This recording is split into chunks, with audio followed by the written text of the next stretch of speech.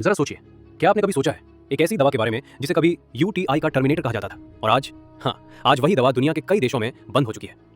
मैं बात कर रहा हूं नॉरफ्लॉक्साइन की, जिसे लोग नॉरफ्लॉक्स के नाम से जानते हैं। एक साधारण से दिखने वाली यूटीआई की दवा जिसका अतीत उतना ही गहरा है जितनी कभी उसकी ताकत थी।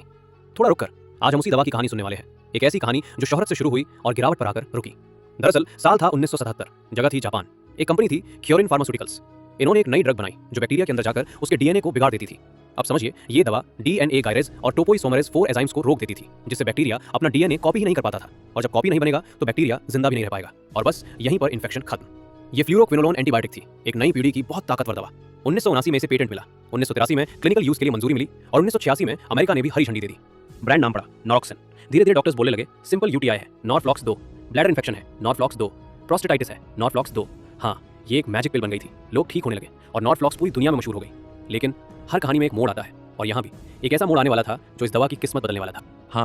उन दिनों नॉरफ्लॉक्स का इस्तेमाल बहुत आसान था और इसकी डोज भी उतनी ही सीधी थी। सिंपल यूटीआई में 400 मिलीग्राम हर 12 घंटे 3 दिन तक, हल्के से मॉडरेट यूटीआई में 400 मिलीग्राम हर 12 घंटे 7 से 10 दिन, कॉम्प्लेक्स यूटीआई में 400 मिलीग्राम हर 12 घंटे 10 से 21 दिन, प्रोस्टेटाइटिस में 400 मिलीग्राम हर 12 घंटे पूरे 28 दिन, गोनोरिया में 800 मिलीग्राम सिर्फ एक बार और ट्रेवलर्स डायरिया में 400 मिलीग्राम हर 12 घंटे 3 दिन।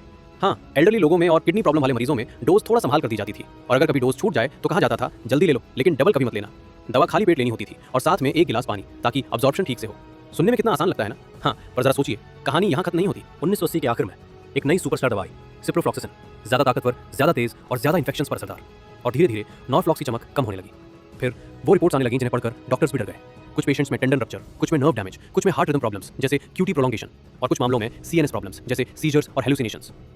मतली, उल्टी, सिर दर्द, चक्कर, नींद न आना, ये तो आम साइड इफेक्ट्स थे। लेकिन कुछ लोगों के लिए ये दवा एक डरावना सपना बन गई। प्रेगनेंसी में ये खतरनाक थी, बच्चों में बोन्स और जॉइंट्स को नुकसान पहुंचा सकती थी। और फिर 2008 में यूरोप ने इसे कॉम्प्लेक्स इन्फेक्शंस में रोक दिया। 2014 में अमेरिका ने इसे पूरी तरह विड्रॉ कर लिया।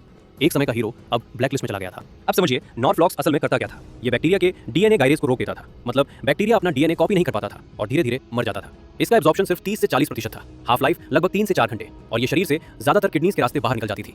लेकिन असल समस्या कुछ और थी। बैक्टीरिया भी बदलने लगे, उन्होंने अपने एंजाइम्स बदल लिए और नॉरफ्लॉक्स का असर कम होने लगा। जो दवा कभी इन्फेक्शन टर्मिनेटर थी, वही धीरे धीरे रेजिस्टेंस क्रिएटर बन गई। जो मेडिसिन कभी लाइफ सेवर थी, आज वही एक वार्निंग बन चुकी है। और भारत में कहानी थोड़ी अलग है। यहाँ नॉरफ्लॉक्स आज भी मिल जाती है, सस्ती, आसान और हर फार्मेसी पर।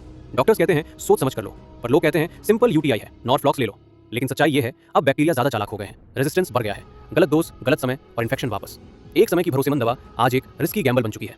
और शायद अगली बार जब आप फार्मेसी के काउंटर पर खड़े हों और किसी बोतल पर लिखा देखें नॉरफ्लॉक्स, तो एक पल के लिए रुकिएगा। कौन जाने वो सिर्फ एक दवा हो या एक चेतावनी कि इतिहास फिर दोहराया जा सकता है। कभी बहुत ताकतवर और आज एक गिरी हुई कहानी।